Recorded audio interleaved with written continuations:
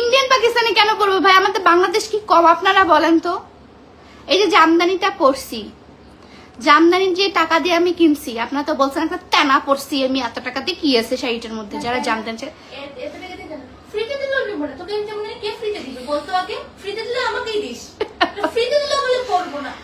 শাড়িটা এত পাতলা, এত কমফোর্টেবল, এত কিছু, জামদানি যারা পরে তারা জানে আপু।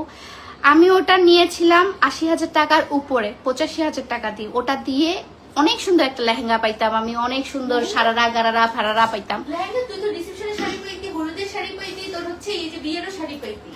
হ্যাঁ পাইতাম, অনেক কিছু পাইতাম, কিন্তু বিশ্বাস করেন আমার একদম ওটা নিয়ে টানি নাই। মানে আমার যে মনটা ওটার ভিতরে ঢুকে গেছিল, এবং আমি অনেক বছর আগে থেকে প্ল্যান করছিলাম যে আমি জামদানি পরবো, আর আমার বিয়েটা হবে একদম পুরো বাঙালিয়ানা বিয়ে, একদম পুরো বাঙালিয়ানা বিয়ে হবে। কোনো ইন্ডিয়ান ছোঁয়া, কোনো পাকিস্তানি ছোঁয়া, কোনো গুজরাটি ছোঁয়া, কোনো মানে দুবাইয়ের ছোঁয়া, কোনো কিছু না, একদম পিওর বাংলাদেশের ছোঁয়া থাকবে এবং বাংলাদেশের ঐতিহ্য নিয়ে থাকবে। আমি তাঁতের শাড়ি পরছি, আমি তান্তুস পরছি, বাংলাদেশি আমাদের যে মাসলিন তান্তুস পরছি, বাংলাদেশি হচ্ছে তাঁতিরা বানায়, এটা অসম্ভব সুন্দর।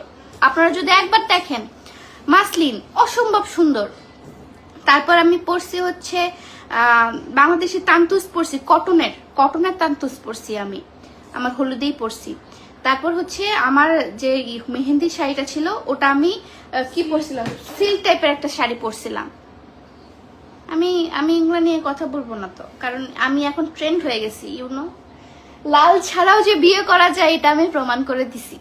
আর দেখেন আপু, লাল ছাড়াও বিয়ে হয়, বউ মানুষ মানে যে লাম সেটা না। যারা এসব কথা বলে তাদের মুখে ঝামাকো সেটা। যেটা পছন্দ, তোর সলিড কালার পছন্দ, তুই পরছিস, তুই ফ্রিতে আর না, আর আমার কথা হচ্ছে যে আমি তো অনেকদিন আগে থেকে বলতাম যে আমি আমার বিয়েতে হালকা কালার পরবো আপু, হালকা কালার পরবো। এবং আমার কালারটা জাস্ট যে যারা জামদানি আমার কালারটা বলে সেল করছেন, এক্স্যাক্টলি কালার কখনই পাবেন না আপু, এক্স্যাক্টলি কাজটাও পাবেন না, এক্স্যাক্টলি কালারটাও পাবেন না। আপনি জানেন আমার টেইলার, আপনাদেরকে একটা কথা শেয়ার করি আমি, এটা না বললেই না, এটা হচ্ছে সামিউল আমাকে যে কিভাবে এটা ম্যানেজ করে দিছে। রাতের বেলা আমি ব্লাউজ আনতে গেছি, বিয়ের দিন আগে রাত 2টার দিকে আমি আমার ব্লাউজ আনতে পাঠাইছি আমার কাজিনরে। ও যায় বলতেছে ব্লাউজ হয়ে গেছে আপা এত এত। আমি বলছি আমার পেডিকোটটাও দিয়েন। বলছে আপা আমি তো পেডিকোট বানাইনি। আমার তারপরের দিন সকালে 9টার সময় আমি পার্লারে যাব, পেডিকোট দেই নাই, পেডিকোট বানানোর সময় পাই নাই আপা।